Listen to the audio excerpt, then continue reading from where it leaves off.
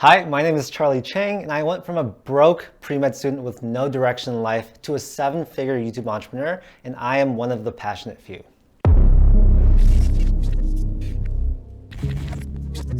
Welcome to this episode of the Passionate Few podcast today. It's your host, Omar here, and today you're going to absolutely love this interview because we sit down with none other than seven-figure entrepreneur, investor, and YouTuber Charlie Chang to hear his incredible story about how he went from being a failed YouTuber over the course of 2 years, barely getting any views, to ultimately graduating from medical school and realizing that although he wasn't passionate or fulfilled by what he was doing, he would revisit the platform and not only be able to growth hack his way to tens of millions of views, but also how in a span of only 18 months, Charlie was able to generate almost 500,000 subscribers on YouTube and build a six-figure a month business, generating a seven-figure operation annually. So I really want to encourage you guys to pay attention to this interview because you're going to learn a ton about mindset, resilience, looking for opportunity, and also how you can create side income hustles the same way Charlie teaches a lot of his audience to, and how you can actually create purpose and passion with the income as well. So I really want to encourage you to pay attention, take some notes,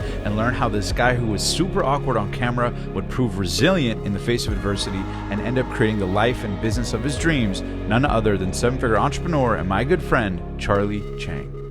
Enjoy.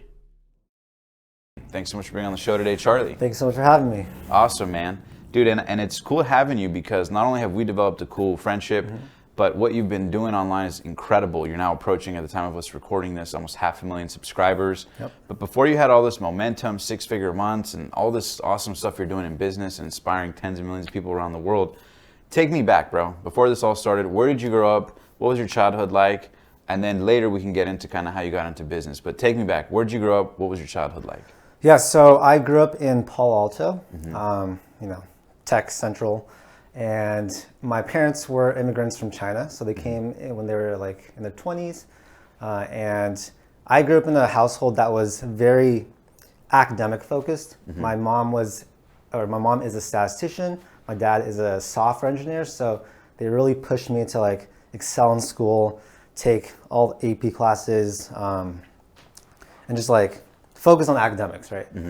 So I think despite that, I always had this like small urge to sell things or be an entrepreneur. So my first time experiencing entrepreneurship was in middle school, and that's when I started selling candy to my friends. I think we were talking about this before, right? Where you also sold candy, right? Yeah. I feel like a lot of my friends that do similar things, they used to sell things in school too. But yeah, my dad and I would go to Costco. We would buy like the big bulk packages of candy, 33 cents per bar. I did the math. I sold them for 50 cents, made a 17-cent profit, and then from there on, I was pretty hooked. And what was your next foray in business? Or like, did you at that age know that you like wanted to be in business or work for yourself? Or at that point, was it just making money off side hustles and kind of, because now you still do that and help people do that. It was almost like you were kind of getting the baby steps rolling back then, right? It was baby steps. And I didn't think I would become an entrepreneur, to be honest. My parents really pushed me towards going into medicine. So throughout middle school, high school, college, I did all the science classes. I expected to go into the medical field. So yeah, being an entrepreneur wasn't really something that I thought was possible until I was thrown into it after I graduated college. Dude, that's incredible. Yeah. And then as we get into YouTube, like a lot of people would be blown away to find out, even though you're crushing now, it wasn't that long ago that you were just kind of like throwing up videos, not really getting too much action, right? Like, what was your journey with YouTube like? So it's funny because I actually started YouTube in 2008. So a long time ago. That was back when music covers were like a big thing. So my sister would sing, I'd play piano or guitar, and we'd make music covers. So that was my first experience in YouTube, and I was like, this is so cool. We can like create our own videos and post it online for thousands of people to see. But I started making entrepreneurial personal finance content in 2018, I believe. First 2 years, no traction at all. Like we're talking seriously. Zero.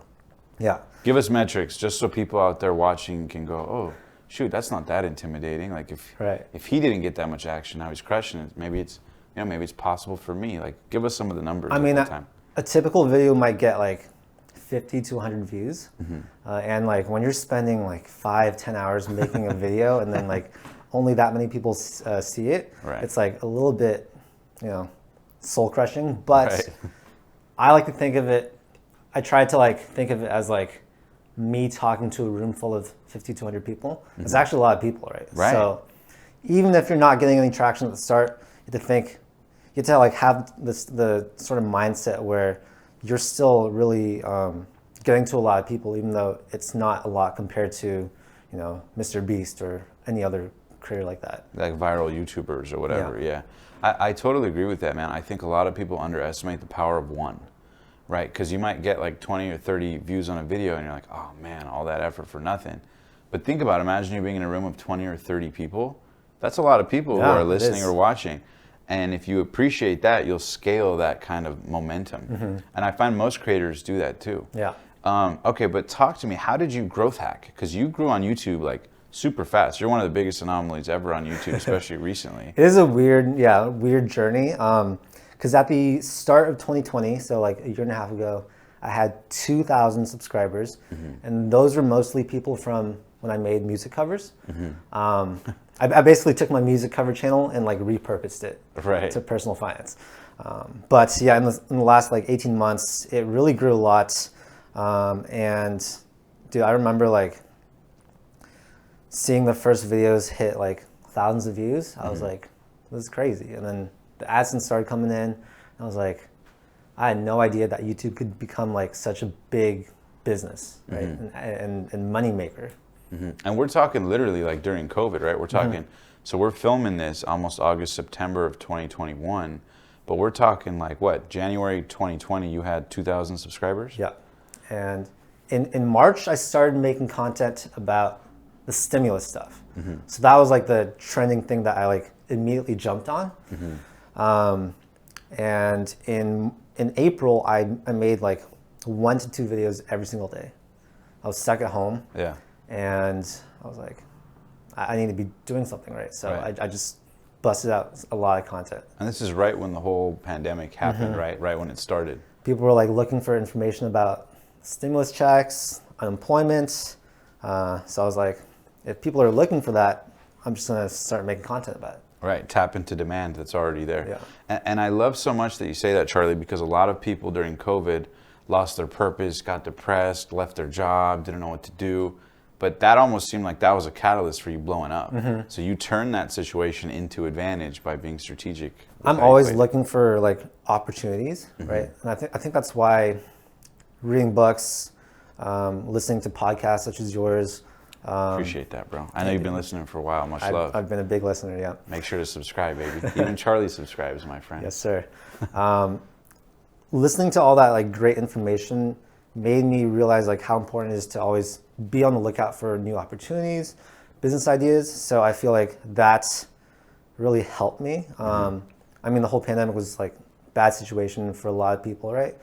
But there were new things new opportunities that sprung up, and luckily I was there to take advantage of that. Now, when you started creating those videos, were you like nervous? Were you like confident about creating those videos? Did you have a feeling they would take off? Or did you just kind of have no views, so you kind of had the mental freedom to just kind of throw dartboards at the throw darts at the dartboard? Dude, to be honest, I am like the worst public speaker ever. I hate being on camera. So definitely getting in front of the camera was like not fun. It's still a very uncomfortable thing for me. I love that. But I feel like anyone can get good at being on the camera, right? Like you don't need to be like Mr. Beast level, like super, and there's audiences for everyone. So but going back to that, I was not comfortable, but it's probably one of the best decisions I've ever done. And then what was the first video that got the ball rolling where you started seeing AdSense and went, holy cow, like there's a whole new world that's possible now? Yeah, my first big video was about unemployment. It was just like some random video about unemployment. And it got like over 100,000 views. And that's coming from a channel that, would get 50 to 100 views before that. So you had never gotten more than like 100 views or something before that? Now I think about it. I might have gotten like maybe 1,000 views on a video I posted about my new car. But yeah, completely different ballpark. Yeah. And so that as soon as you post that, it starts happening right away. Like, so you start seeing what, like 1,000 views the first day. You start seeing AdSense revenue from YouTube, or what happens? So that video, it got a lot of traction really quick. And one thing that I've learned is like when something blows up, you need to make more content about that, because there are a lot of people that just recently found your channel, right? So, you know, like make more content about whatever that topic was. And that's what I did for the next couple months. And I gradually, slowly transitioned out of stimulus stuff, thank God, but yeah. And then talk to me about the AdSense revenue, like zooming into that, because I know, you know, that was a shocker. Most people have no idea you can make money off YouTube. I'm sure you had an epiphany. You're like, I had no idea. Holy cow. Like, the first AdSense check I got was actually in like 2013. And that's when my channel used to be monetized for all the music stuff. So I got like a check for $135. I thought it was the most amazing thing ever. I literally posted on Instagram and I was like, guys, I got this check from just making videos, right? Like, that's crazy. Yeah. But I lost my monetization because I didn't hit like the video requirements or whatever. And I got remonetized in April of 2020. So, you know, a year and a half ago. And my first AdSense day was like $20 or something. And it just slowly went up to like 120, 250, 500, 800. I remember when I saw 800, I was like, a day. That's insane, yeah. 800 of the day per revenue. Yeah. That was like life-changing money back then. I was like, dang. So then what happens at that point? Well, I was like, I guess I can turn YouTube into like a real business. So I really doubled down on it and thought to myself, like, what type of content do I want to make? What types of lessons or things do I want to teach people? And that's sort of how I settled down on personal finance, doing side hustles, investing, all that stuff. And how old are you right now? I'm 29. 29. So we're both the same age. And I know you have cool videos where you talk about the different types of income streams you've created. I know you do stuff outside of YouTube, but you've also leveraged YouTube. You have courses and you help people. And if you guys are interested, we'll put links below to find out more about Charlie. But can you share a little bit about the income streams that you have outside of it? I know one of your passions is helping people find their side hustles and create new income streams. Yeah. So maybe just talk about, you know, maybe the side hustles, but also what YouTube has allowed you to create in terms of new revenue streams for people out there who might be curious. So throughout my life, I have just constantly been doing side hustles. Like I did photography, videography, tutoring, modeling, e-commerce, like everything, right? So that was sort of like my lifestyle. And I was like, I feel like this is a great way to learn about business. So I thought to myself, I feel like a lot of people would sort of like relate to my situation where I went to school for trying to become a doctor, right? I didn't get into med school. And then I was super lost. So I think like the 2 years after college, after I graduated college, I had no idea what I was doing. I would like stay at home, not do anything all day. My parents were super worried. And you're in your mid-20s at that point, Yeah, right? I should have been doing things, right? Yeah. But what do they say now? my parents? Yeah. They're proud of me. Yeah, just like a couple months ago, my mom was like, she like sincerely told me like, I'm really proud of what you're doing. Yeah. And I was like, dang, that's like the best feeling ever. Did they find out when I know you had, you know, a moment where it changed for you when you started making, you know, you passed the 6-figure a month mark. What was that like for you? So I think I was prepared for that because last year, like I just started making 6 figures a month in 2021. But I remember last year I made an Instagram story telling people that I was going to make 7 figures in 2021, just like putting it out there. I'm very big on like visualizations and, you know. How much did you believe you actually could versus part of you that was like, holy shit, I actually don't, like I'm a little scared, what if I don't? Like, you could be vulnerable. Yeah, at the time, like, and still is, like $1 million a year is a lot of money. Sure. And I was probably like 30% confident that I was going to make that much money, but I still wanted to put it out there, right? Right, create that pressure to have to figure it out, right? Yeah. And yeah, I guess it worked. Yeah. Yeah. And it's okay, so at that stage, before you start building it up, you start making YouTube AdSense revenue.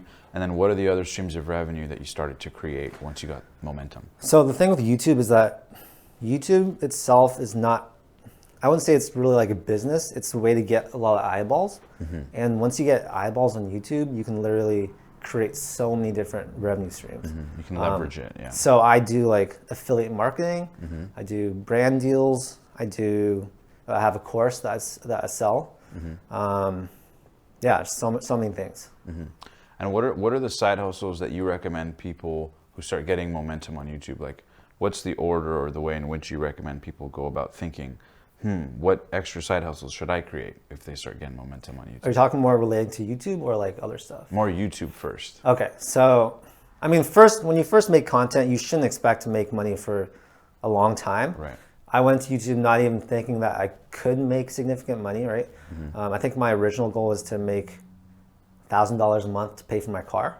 I mean, but the main goal is to like share info and like tell people you can quit your job and do side hustles, right? But yeah, when you're starting out, don't focus on the money, because if you're doing something just for the money, you're probably not as passionate about that as you need to be. And with YouTube, you need to be so consistent. You need to like be able to make, I'd say like 500 pieces of content in order to gain traction. I know that wasn't the case for me, but you need to be mentally prepared to make it 500, yeah. Yeah, right, because if you can't make that type of content for years, then you're not going to have a long-lasting business, and you probably won't get enough traction to see like that exponential growth. Now, what about side hustles outside of YouTube? I know that's something you're super passionate about. Why are you so passionate about that, and what are new opportunities you're kind of seeing and recommending for people these days? When I see like my friends having to go into work like 9 to 5, and they're just like complaining about their job, I have such a high conviction that like anyone can start a side hustle and like eventually turn that into something that pays more than their job probably.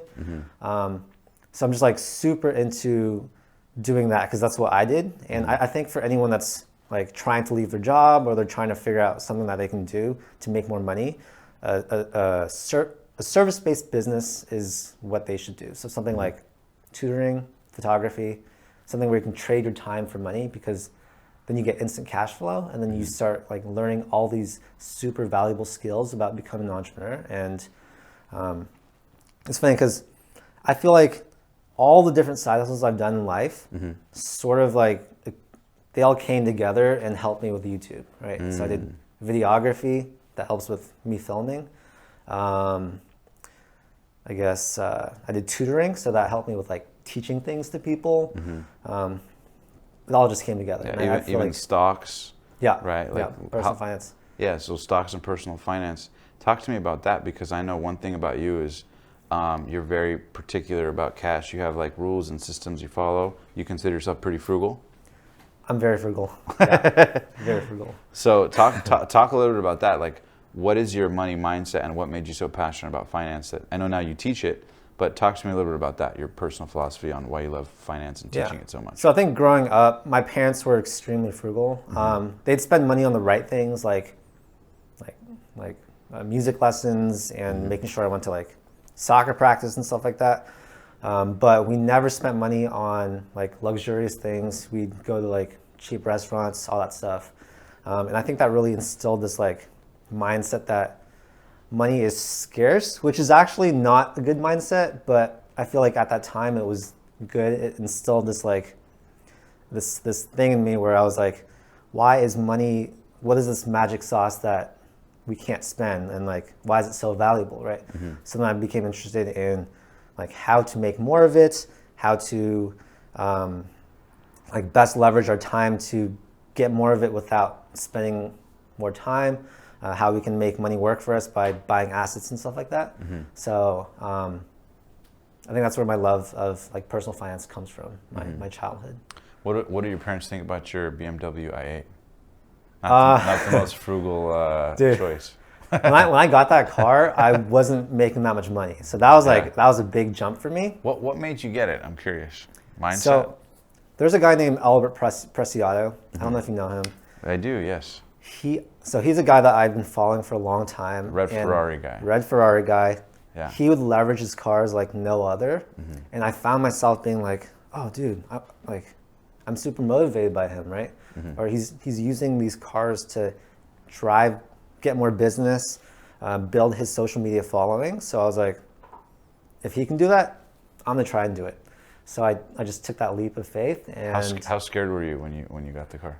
I was really, like, being in the dealership, I was just really uncomfortable. Yes. I was like, how am I gonna like pay for this? Because how much is the car? How much is the car like sticker on average? So the MSRP on that car is 165K, but at the time I was super into lease hacking, which is like getting good deals on leases. Right. And the BMW i8 historically has been like such a great car to lease hack, and my payment is $1,000 a month. So pretty affordable. I mean, like compared to how much it costs, right? Right, and how much you're making, and right, yeah. But at the time, like I think I was making low six figures. So getting a car that was that expensive was like kind of weird. But a little scary. I knew I had a game plan. I was going to use it to market myself on TikTok as well as YouTube. And did it work? Yeah. Did it work right away? It actually did. I started growing on TikTok like quite a bit after I got the car. Like I used it in all my videos. And I think that sort of led me to seeing the success that I had on that platform. And I was like, I'm going to try and get my followers from there onto YouTube. And just worked out. Dude, I love that. Now, what about in terms of the questions you get the most from people? You know, at this point, you've had millions of people who kind of follow you, have watched your stuff. What do you find is one of the biggest challenges or questions or struggles that most people reach out to you asking with? Whether it's related to personal finance, limited beliefs about wanting to do, similar things in this day and age, where there's side hustles, there's YouTube, there's all these different things. What do you think is the biggest challenge that most people ask you about these days? I think the most common DM I get on Instagram is like, how do I start? Like, how do I achieve the lifestyle that you've had, right? And I always just tell people like, just start. Imperfect action. Yeah, like people get way too caught up on all the details. They get analysis paralysis, and when you think like that, it makes it so hard to start things because so many things can go wrong, right? So what I personally do is I just go into it like sort of unprepared. I like just jump into it and kind of wing it a little bit. I wing it. I wing everything. Yeah. Like I didn't know anything about stimulus stuff before I started making content about it. Right? Wow, interesting. I just did my research. Right? Yeah. I compiled information and I just made a video about it. So when you started, how much of you kind of, for lack of a better expression, had no clue what the heck you were talking about? You just kind of learned it, and then kind of like crammed on an exam. You kind of learn it, you teach it, and then you go to the next thing and rinse and repeat. I think everything, right? I'm not like a super big expert on anything, but anyone can just research things on themselves. I mean, like I do a lot of the stuff myself too, but people think you need to be like a veteran, like doing this for 30 years to make content about it. But the truth is like, you can be pretty new. And I think a lot of people relate to that more, right? Like I feel like a lot of people can relate more to me than they can relate to some of your previous guests that are like running $100 million businesses. Or $1 billion, Or $1 billion businesses. Yeah, it's crazy. Like I'm still a small solo entrepreneur, don't have any employees. So I feel like that's a little bit more relatable and they can just sort of like latch on to what I have to say, get to my level, and then latch on to what the higher up people are doing, get to their level and just go like that. What about in terms of the biggest struggles you personally had along the journey? Because now I'm sure, I know you still have, a lot to go and you have a lot more goals and stuff, but what were some of the biggest challenges, limiting beliefs, things that got you stuck? If you could look back to the Charlie maybe a year ago, 9 months ago, whatever it was, that maybe was in, over-analysis paralysis, or maybe we're, someone might be watching this video and they might be in that place. Right. What for you was the biggest like mindset shift where once you did this, kind of like the gates open, the floodgates open, and you had a lot more clarity? So I think implementing my like morning routine just completely changed my life. Right. So I started reading books. This is something that I never did before. I think I started in spring of 2019. That's when I started to like get into the whole self-improvement game. That's when I started following people like Albert, started listening to your podcast, and having some type of like routine where you focus on self-improvement and surround yourself with really good energy, mindsets, information, that just like completely like changed what I thought was possible. Before I thought $10,000 a month was really hard. Now that I'm making like over 100K a month, I start seeing people that make 100K a week or 100K a day, right? And then it's normal for them. It's like not a big deal. Yeah, I feel like once you get to a one level, you see everyone else, and then you have to give yourself that stress, like, because you can't get comfortable, right? Right. If I got comfortable, I just probably stay here or slowly taper down or whatever. But you need to always have your eyes set on someone that's one level above you in business, because I don't know, it just gives you the momentum to strive for more. Yeah, progress equals happiness. Yeah. I love that, man. What about in terms of maybe tactical stuff that got you hung up? Were there any things, or maybe looking back, maybe it was filming videos and you were like, I'm not good enough, I'm not credible enough. Any other, limited beliefs you had looking back that kind of, you may be able to give insight on how you overcame them for others interested? I think, lack of confidence is something that I've always sort of struggled with. I think a lot of it has to do with the fact that I was on that pre-med track, right? And anytime someone asked me what I was gonna do like in my life, I'd be like, oh, I'm gonna become a doctor. Even though like inside I knew that was a lie, because I hate medicine. Like I love doctors and nurses and stuff, but I personally can't do it. I can't stand blood or hospitals. But I felt like I was lying to myself, and I just didn't have enough self-confidence to tell my parents like, hey, this is something that I don't want to do. So that kind of like ruined my confidence, and that translated into like always doubting my content, always doubting my skills on camera, doubting the types of impact I could make. But I think I just sort of thought about it and like pushed it to the back of my head. That's something I'm really good at, and I just kept Sounds going. healthy. No, I'm just kidding. Probably not healthy. No. Yeah. But okay. But then once you started getting like momentum with YouTube, did it like kind of reduce those limiting beliefs around content, or did you still deal with what a lot of people deal with like the pressure to perform, right? Like sometimes, especially once you have a little bit of success on YouTube or anything, same is true in real estate. I know you're involved in real estate and you have a lot of other stuff going on.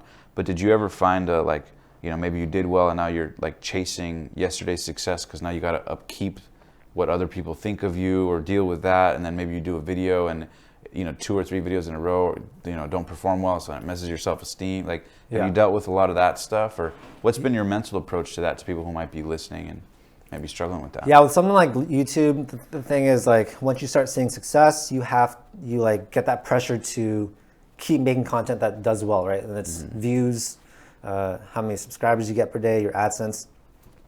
So the YouTube dashboard, it's definitely not good for your mental health, like looking at the performance of your last video. Sometimes it's phenomenal though, but sometimes the highs are great, but the lows can also be like pretty bad. Amen. But I mean, it's all about perception, right? Like when I see the numbers are like low, instead of getting super down about it, I try and take that and turn it into motivation, or I just try and not think about it. And my therapist is probably like, what are you doing? But yeah. That's cool, man. So moving forward, what are things now that you're excited about working on, things that maybe your audience can anticipate you doing next with everything you got going on? I think the next step for me is to move from solo entrepreneur to actually having employees and being able to delegate my work better, building like real business. But I think for anyone watching this, like online education I think it's where it's at, right? If you want to make a lot of money and you want to impact people, online education is I think the best thing to do. What do you mean by that? If you could, like making courses, having a coaching program, making content on YouTube, anything where you're sharing knowledge or inspiring people. Yeah, I love that. Yeah. Now, one thing I want to ask, because I had posted I was going to interview, a lot of people wrote in to ask, any principles that Charlie recommends as it comes to finance, maybe rules of thumb or things that you recommend people do with money. What's Charlie Chang's rules to success with money management? So I do this little mindset thing where for the money coming in, I divide it by 100. So let's say I make $1,000. I'll view that as 10. So I made 10 units of something. But if I'm spending money, I don't divide by anything. So it kind of gives me that mindset where I want to, it's hard to spend money, which I think is good, but also makes you feel like you're making less money, which should hopefully make you spend less of it. Well, spend less of it, but want to make more money, right? So that's kind of how I view the money coming in and coming out. And then I'm really big on putting money back into your business, but more importantly, putting money into yourself. I view myself as a machine, right?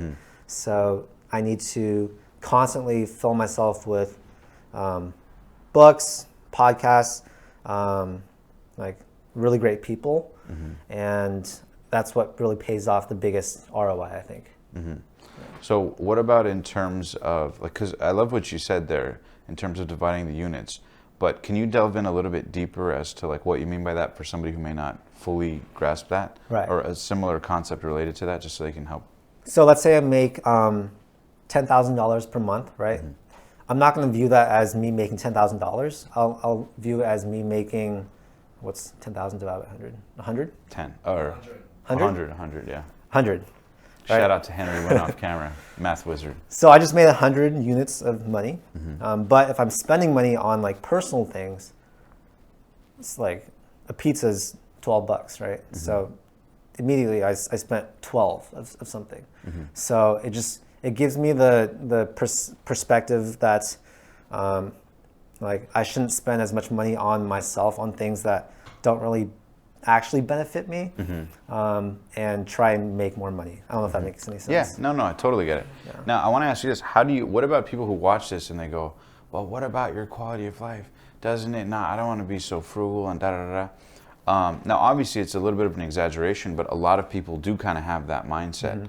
So what are your thoughts to people in terms of how they can still enjoy their life, but also, be, as you view it, fiscally responsible and I don't even want to say frugal, even though that's probably a good way to put it, but just careful about it, Right. So how do you do that? How do you balance enjoying your life, but also saving and investing your money? So I try to be proud that I'm frugal, right? I know it's something that So you get the joy from the pride of the frugality. I do get joy more than the joy of the indulgence, or so to speak. Yeah, right? And I think that has to do with how I was raised. I love that. But if for someone that wasn't raised like that, I think you can sort of have that mindset and force yourself to have it. Build the muscle of that mindset. Right. Yeah. I think it's cool to save money, right? It's cool to not want really expensive dinners or really expensive vacations. Or go to Anjan in Costa Mesa. Yeah, that was a good meal. Shout out. It's a little meal spot. If you know, you know. But even today, I still divide, when I go out to eat, if it says the number of calories, I'll divide the price by the number of calories to see how much I'm spending per calorie, right? Because you not buy weird a salad, at all, Charlie. Not weird at all. You buy a salad for $15. Sure. It's 350 calories, right? How much are you spending per calorie? It's that's unsustainable. Yeah. So I do. You're gonna go broke eating salads. I do weird things like that, but yeah. This is amazing. No, I love this though, because a lot of people would hear this is so powerful. That's why I wanted to interview, because a lot of people would go, 6 figures a month. Most people fantasize about 6 figures a year, and even salads or other things like that. You're very particular about the metrics or the details. For you, is there temptation as your income increased to kind of give in, or have you built the muscle so much that almost you're kind of stronger with the frugality because you have more money? What's that experience been like for you? I'm curious. Yeah, there's definitely temptation to lifestyle creep, but I feel like most of the things What's your biggest temptation? You're being vulnerable here. You don't have to have given in, but what are some things that? I mean, I really like cars, so like buying cars. But I also know that it can be a marketing thing, right? Right. Like I'm not going to buy a car just because it's fun to drive. I'm going to buy it because I can use it in some way, right? Like I can pimp it out. Right. But most of the things I spend more money on now have to do with like saving me time, right? So getting a house cleaner, getting meals delivered, stuff like that. Optimizing. Yeah. Optimizing, right? Because once you start making more money, like time is the only thing that we can't get more of, and like I was thinking about like my girlfriend and I would get in fights, and I was like, why are we getting in fights? A lot of it had to do with like chores and like cleaning the house. So I was like, why can't I just pay for that, have a better quality of life, and spend that time, not getting in fights with my girlfriend and making more money. Yeah. Right. So that's mostly where the lifestyle creep comes in right now. Yeah. But knock on wood, hopefully there's not too much more. I love that, man. Yeah. And then one of the last questions I want to ask you is, as you look back on your journey and the awesome momentum you're on, looking back, what would you have done differently, or is there anything in particular, maybe advice you would have given to the younger Charlie who was stressing out, trying to figure out, what am I going to do? How am I going to make money? Oh no, like, I got this pressure to go to medical school. Like, I'm sure you had many of those nights, right? And I'm sure a lot of people around the world, I feel you guys, men and women around the world, dealing with that same challenge.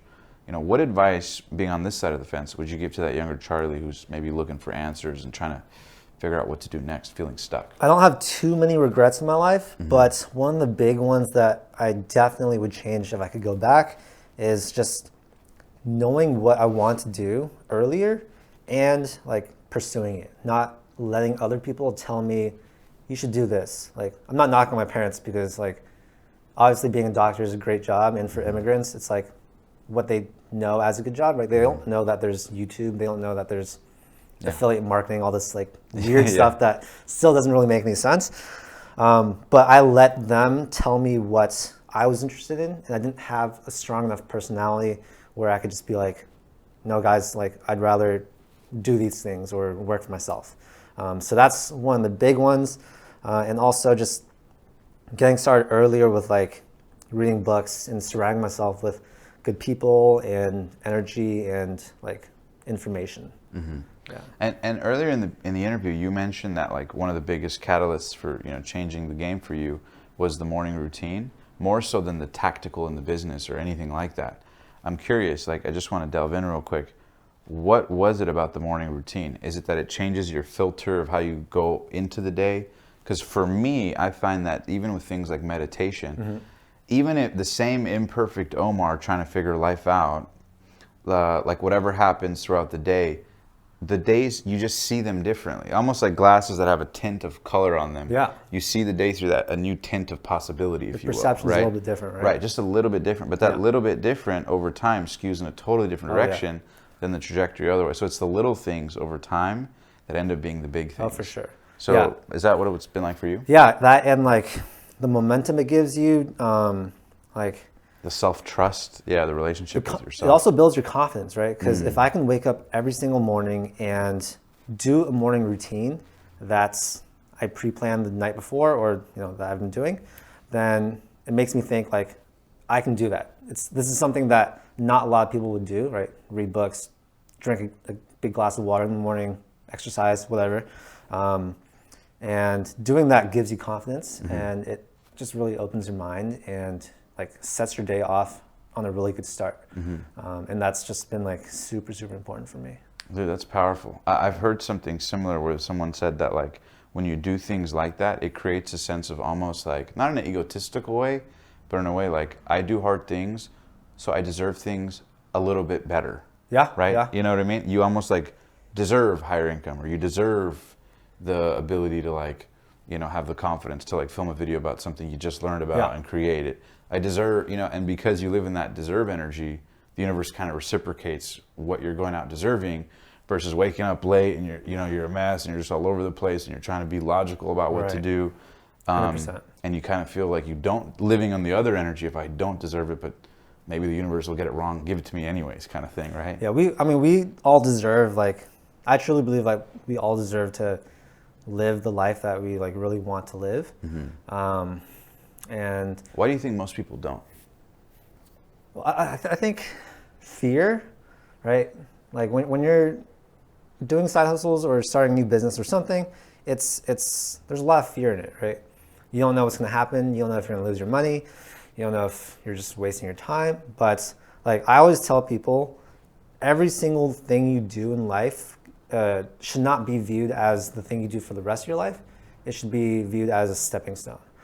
So every side hustle, like I've started so many businesses that have lost me money or like Failed. And, wasted so much of my time. right. But each of those businesses like taught me something really, really important that I now use today and that has helped me like see some success today. So yeah. I love that, dude. That's the power of taking imperfect action now. Yeah, don't be fearful. I think that's why a lot of people don't live, like the paycheck is just too, it's like crack, right? It's like, it's too good. Yeah. I feel like that too with the YouTube AdSense check that comes in every month. It's like, it's really nice to have that stable, like once a month or once every 2 weeks, whatever, money coming in. But just gotta get comfortable with being uncomfortable. Dude, powerful. Yeah. Now, before we wrap up, man, I love that advice, by the way. Give this video a thumbs up if you guys love that advice from Charlie. Comment down below, let us know what questions you like, or questions you have. But I want to ask you this too. So before we wrap up every interview, we always play a game called First Things First. Okay. Now, the way the game works is I'm going to rifle off a quick word or phrase, and then you just tell me the first word or phrase that comes to mind. Okay. So it's like a relation game. All right. Make sense? Yeah. The only rule is that you can't repeat yourself twice. Okay. Make sense? Try my best. All right. So you ready? Yes. Okay. So I'm going to rifle off one at a time. You just tell me the first word or phrase that comes to mind. Okay. Number one, money. Freedom. Frugality. A way of life. YouTube. One of the best businesses you can start. Side hustles. Something that everyone should be doing if they want to get into entrepreneurship. The biggest limiting belief that you had to overcome to now be living your dream. Confidence in myself that people would want to listen to me, but there's an audience for everyone, no matter where you are in life. Best decision you ever made? Best decision, picking up the camera and just recording those first videos. I mean, like, I didn't tell you this, but if you look at my first video where I'm trying to talk to a camera, it was in college. It was like I started this business called 20 Fitness, and I tried like vlogging. It was so bad. Yeah. And the publish anxiety, yeah. Yeah. So people out there around the world are listening. Remember, you just press record, get over that publish anxiety, and publish it. Get the ball rolling, and guess what? You'll live another day. And it'll get easier and you'll get better, just like tying your shoe. And it's so cool because you're going to look back at your old videos and you're going to be like, oh my God, that was me. Like, I can't believe I talk like that. And you feel proud. Like what you were in perspective, right? We talk about perspective. When you're in the trenches, you're like, oh my God, it's so embarrassing. Now I look back and I'm almost like, the worse it was, the better, because it's how much I've grown, right? Yeah. And if your life is worth living, it's worth recording. I'm sure you saw that with your interviews and like stuff that you've done, right? My first interview, dude, if you guys check out the channel, after you like and subscribe and give it a thumbs up, was an interview with a homeless dude on the street on an iPhone. So I went from interviewing a homeless dude on the street with an iPhone to using these super epic cameras and interviewing billionaires. You know, so you're totally right about the stepping stone thing. Yeah. And if you put so much pressure, like when I was filming the homeless guy, if I would have thought like, oh my God, this isn't going to lead to me interviewing billionaires, I would have got in my own head. I never would have done anything. But by letting go of that and just, like you said, hitting record and just feeling like an idiot, then you do it and then you're fine. Yeah. And then, you know, the ball starts rolling. So I love that. Yeah. Next one I have for you, the worst decision you ever made. That's even harder. Oh my gosh. The worst decision I think I've ever done was just not listening to myself when I realized that medicine wasn't the career for me. I should have just trusted myself, had the confidence, and just sort of kicked that career away. I feel like a lot of people are doing careers that they don't enjoy just because of the prestige or the money or because their parents are telling them to do that. So yeah, that's probably my biggest regret. Passion. So for passion, I think you can turn your passion into a business. Like any passion you have, you can turn it into something that you can make money off of, or do for the rest of your life. And then the last one, you ready? When your life is done and you live your legacy, what do you hope that the Charlie Chang life was about? Like, what do you hope people take from your life or your example? I know you're young, 29, you still got a long way to go, God willing, but for you, what for you does the most fulfillment come from knowing you've done on this planet? Knowing that I help people live the life that they actually want to live, like financially, as well as like what they're doing, like as their career or side hustle or job. I love that. Any final words, Charlie? I don't think so. Dude, that was awesome. Thank you so Great much. job. Guys, thank you so much for enjoying this episode with Charlie. Make sure to like, comment, and subscribe to this video for more interviews coming up soon. And also, make sure to follow Charlie on YouTube. We put a bunch of links in the description down below. Until next time, live strong, live with passion, and take Charlie's advice, live frugally. See you guys next time. Peace. Thank you so much for enjoying this episode on the Passionate Few podcast today. As always, I wanted to remind you to smash that subscribe button right now and turn on the post notification bell, because we have some of the most unbelievable and inspiring interviews coming up very soon, and I wouldn't want you to miss out. And also, don't forget, if you're an entrepreneur that would like to grow your business using YouTube, but you've always struggled and wondered how you could, well, you're in luck. Because if you check out the description below right now, you can now join my 100% free 7-Figure CEO Strategies Facebook group, where we uncover some of the strategies that are working on YouTube in present day, as well as allow you to be part of a group of like-minded entrepreneurs from around the world who are also interested in learning some of the best kept secrets for helping them grow their business with YouTube. Want to find out more? Simply click the link below, fill out the questions in the Facebook group, and I look forward to seeing you either there or in the next inspiring video.